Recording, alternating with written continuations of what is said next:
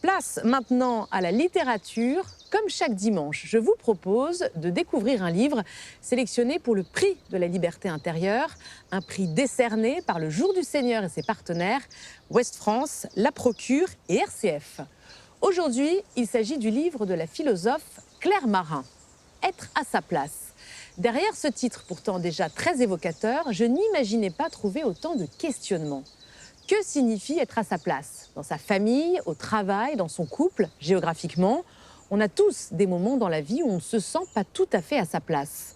Comment l'individu s'attribue-t-il lui-même une place? Comment changer de place? Alors pour étudier cette thématique, Claire Marin cite de nombreuses références littéraires ou philosophiques. Elle s'appuie également sur des expériences de la vie quotidienne. Par exemple, notre peur d'être remplacé par une machine dans le cas de notre travail, par un autre homme ou une autre femme dans le cas de notre couple. Et c'est passionnant parce que ça raconte l'individu, sa construction, la quête de soi et d'une certaine manière, sa liberté intérieure.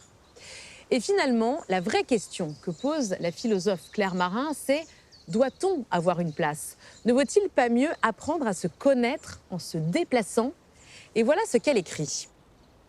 Ne pas avoir de place fixe, être capable d'aller d'un espace social à un autre, d'une époque à une autre, pouvoir se mettre à la place des autres pour mieux les comprendre, n'est-ce pas un certain privilège?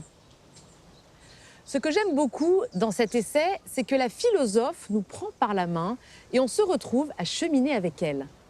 Être à sa place, de Claire Marin, c'est publié aux éditions de l'Observatoire.